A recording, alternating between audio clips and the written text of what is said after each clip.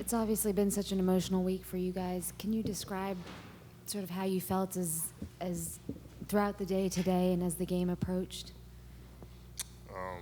Me personally, um,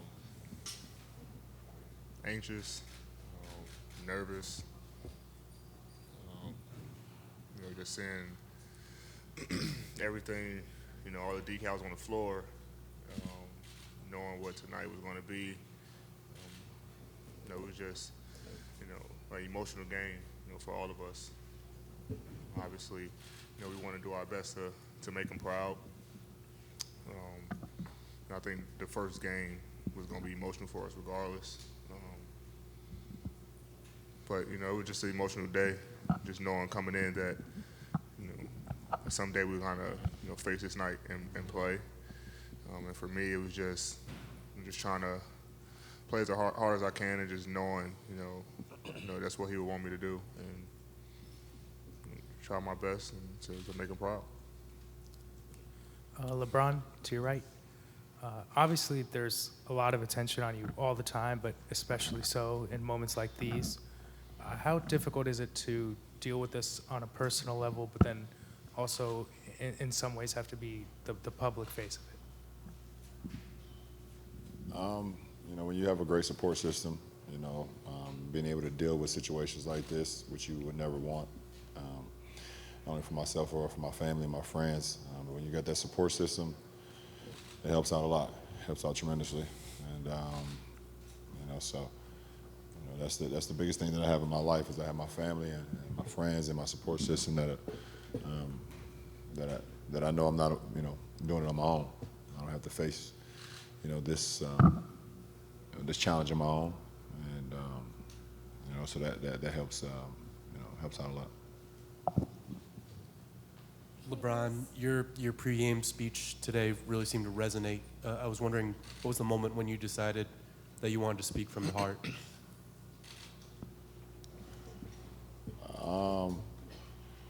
Pretty much when I went up there, I knew I wanted to make sure I acknowledged all the lives that was lost Sunday morning, and I didn't want to mess that up. So, I looked at all the names on the paper, was able to go through that. But when I kind of looked at the note cards that I kind of had, or was kind of being assisted on, and some of them was, what I wanted to talk about. But I just decided that it's for me personally.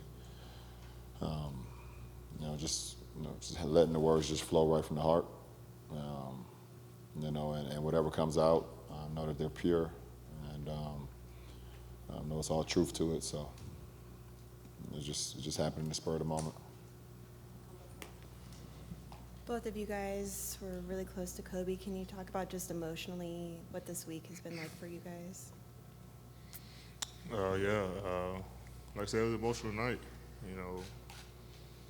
Me being an 18-year-old kid and going to the Olympics with, Bron and Kobe, 19, I'm sorry, and Kobe and Bron was the first two guys to take me under that wing, and just show me the ropes in the league.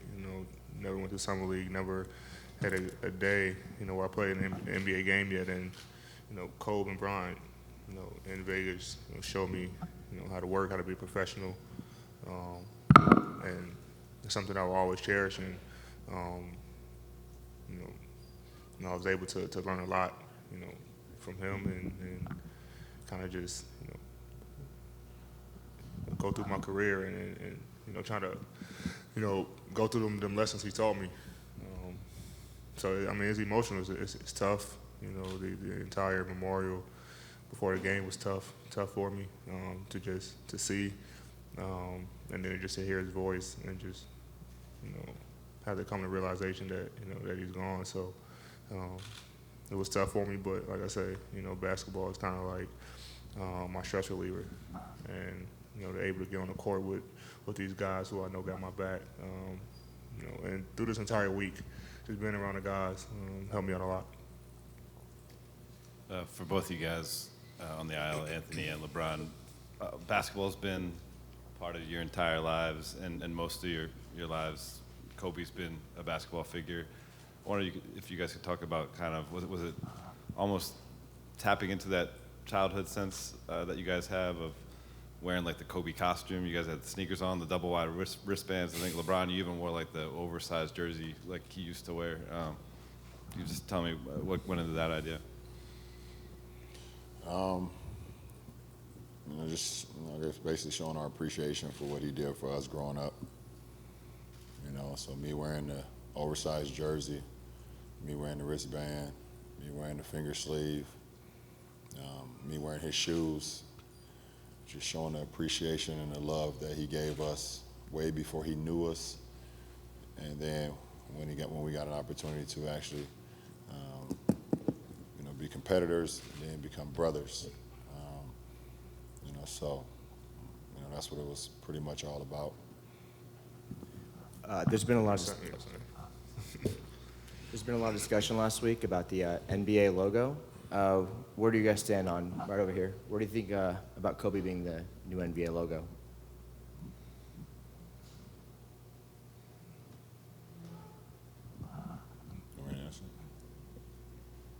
I haven't been up to speed about that, so it's kind of hard for me to answer that.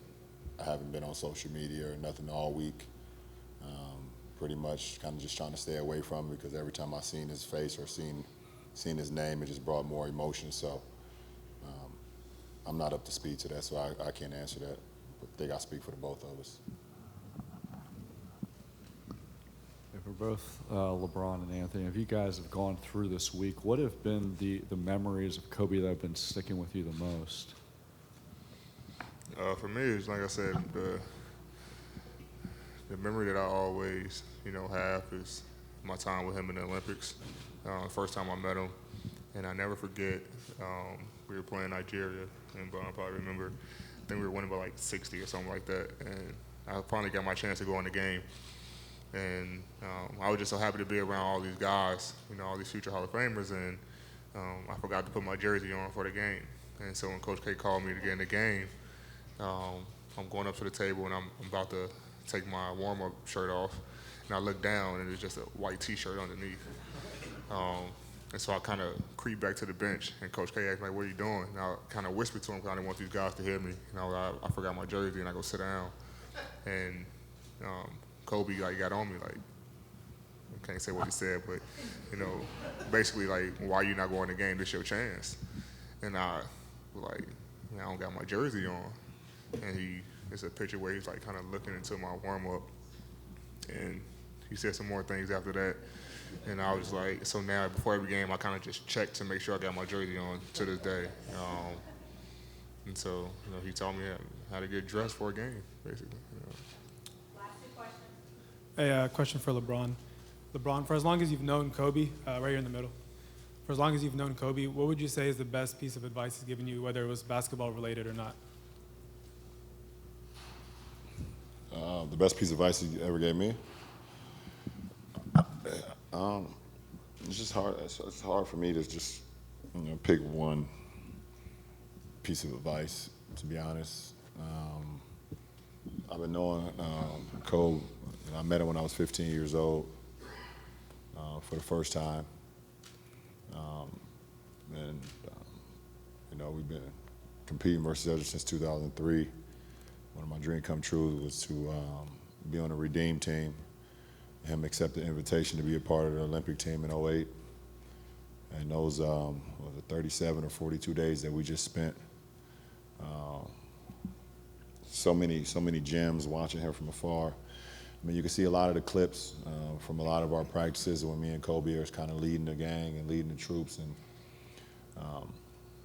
you could tell both of us are like seeing which one is the alpha dog at the point in time, and, but at the same time, got so much mutual respect and so much drip, so much drive that I just kind of watched and see what he was able to do, why he was great, why he was successful in this league, and the reasons why he was one of the best players in the world, year after year after year. So I can't. It would be impossible for me to say what's the one piece of advice that because there's just so many, even directly or indirectly. Last question. LeBron, how would you describe the challenge of the emotion of tonight? How would I describe the emotion? I mean, I think everybody was emotional tonight. And me personally, I mean, we all have our individual reasons why emotion hits us, and then we all have this brotherhood and this family being a part of this Laker organization, which also automatically brings in even more emotion.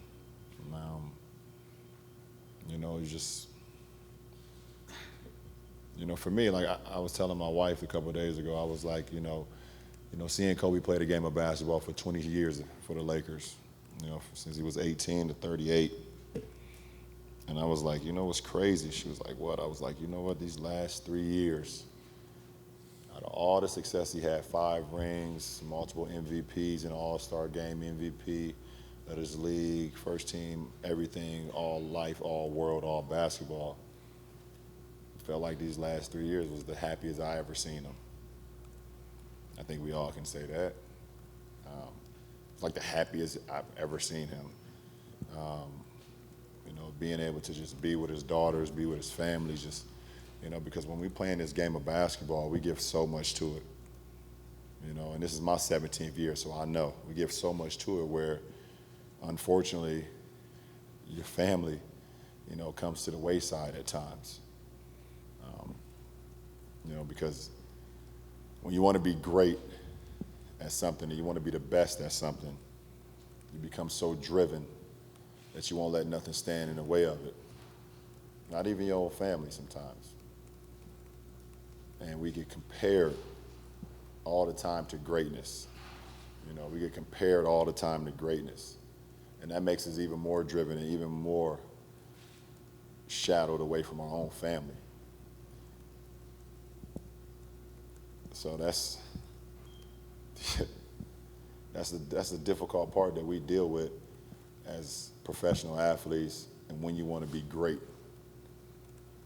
And to see him these last 3 years just being, all y'all see a girl dad. Now it's a new hashtag. I'm a girl dad. My brother right here is a girl dad. I don't know how many of y'all have girls in y'all home, or if y'all got sisters. You quite understand that. But it just puts everything in perspective of, yes, this is a beautiful game. It's taken us all over the world. It's given us so many things that we can never, ever complain about, or never, ever be in another position where we can accomplish as all of us. From you guys writing these stories to us playing the game, y'all covering it all over the world, multiple outlets. But at the end of the day, when y'all punch y'all clocks and we punch our clocks and we're either done for the day or done doing what we're doing, just make sure you just like hug the shit out of your family. If you got kids, tell your kids you love them. Try to make it to as much as you can, and don't feel bad. Don't feel bad if you happen to go to one of your loved ones, go to one of your loved ones' events or something like that, sacrifice your job. Because I didn't feel bad in Boston when I went to go see my son 2 hours away in Springfield, and we had a game that night, and we got our ass kicked. But I didn't feel bad at all. So, yeah, that took a twist. But in the name of Kobe, why not? All right. Thanks for watching ESPN on YouTube. For more sports highlights and analysis, be sure to download the ESPN app. And for live streaming sports and premium content, subscribe to ESPN+.